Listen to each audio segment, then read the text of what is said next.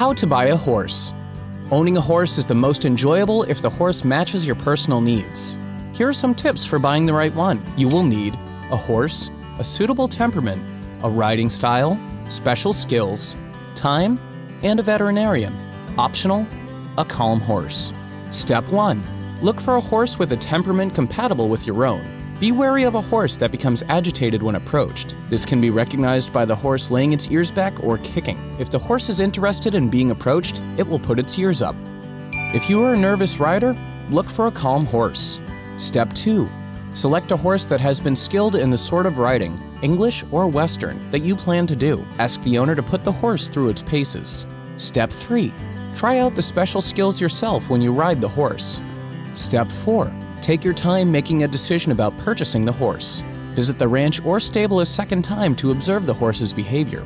Step 5. Ask the owner if you can borrow the horse for a week before you make the decision to purchase. Step 6. Have the horse examined by a veterinarian who is experienced in performing pre-purchase examinations. If all has gone well at this point and the asking price is right, go ahead and buy the horse. Did you know? The average life expectancy of a domesticated horse is 25 to 30 years. How to buy a horse bridle. Most horse bridles are adjustable, and you don't have to worry about size when buying one unless you're buying a draft horse or pony. Here are some buying tips. You will need a feed and tackle shop, a computer with internet access, a snaffle bridle, a dressage bridle, a western bridle, and a brow band. Optional, bulletin boards, and classified ads. Step 1. Go to a feed and tackle shop or check the internet if you're in the market for a new horse bridle. As an alternative, check bulletin boards or classified ads for used bridles. If you opt for a used bridle, make sure the stitching is tight. Step 2. Choose a standard snaffle bridle if you ride English style. If your horse is difficult to control, consider a snaffle bridle with a flash nose band or drop nose. Step 3.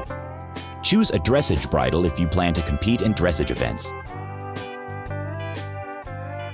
Step 4.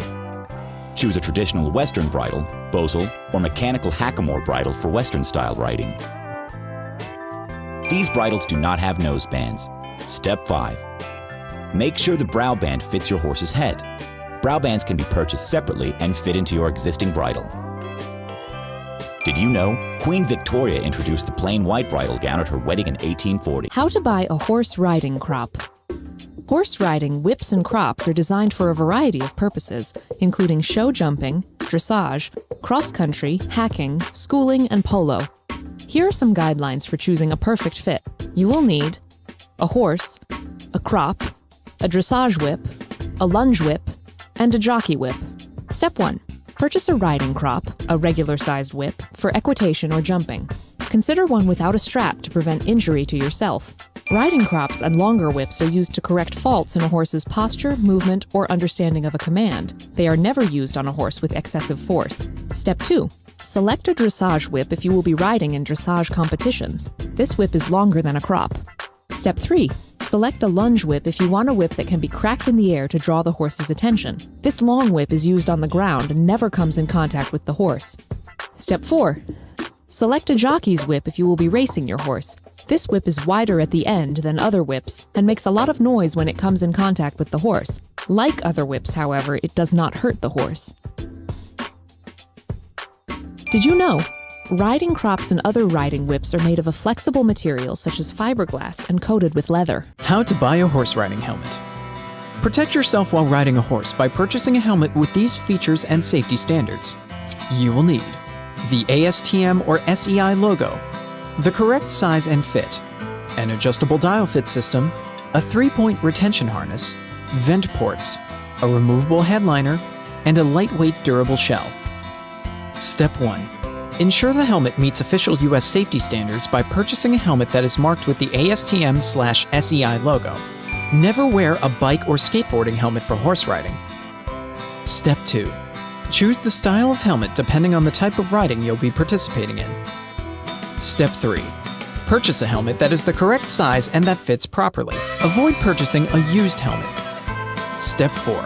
Get an adjustable dial fit system and a 3-point retention harness to ensure a snug, comfortable fit. Step 5. Keep cool when you ride by opting for a helmet with vent ports to allow air circulation. Step 6. Look for a headliner that is removable and washable. Your helmet will last longer with proper maintenance. Step 7. Get a lightweight, durable outer shell that comes in a color that expresses your style and personality. Hi-ho silver away! Did you know? A blanket of 554 red roses is awarded to the winner of the Kentucky Derby. How to buy a horse saddle. Buying a saddle for your horse is next in importance only to buying the horse. Here are some guidelines to keep in mind. You will need a selection of saddle types, a construction material, a used or new saddle, and a proper fit. Optional, an experienced horse person, and a return policy. Step 1. Decide which type of saddle you need. Besides English and Western saddles, there are hunt seat saddles, dressage saddles, and flat racing saddles to choose from. Consult an experienced horse person if you are not used to purchasing saddles. Step 2. Decide on whether you want a leather or synthetic saddle. Leather is traditional, but you have to be careful to select good quality material. Synthetic saddles are lightweight and easy to clean. Step 3. Decide whether you want a new or used saddle. Many tack shops sell used saddles on consignment. Make sure the saddle comes with a return policy, whether it is new or used. Step 4. Make sure the saddle fits the horse. Step 5. Make sure the saddle fits you. If it doesn't, it will be uncomfortable to ride in and it will throw you out of position. Did you know?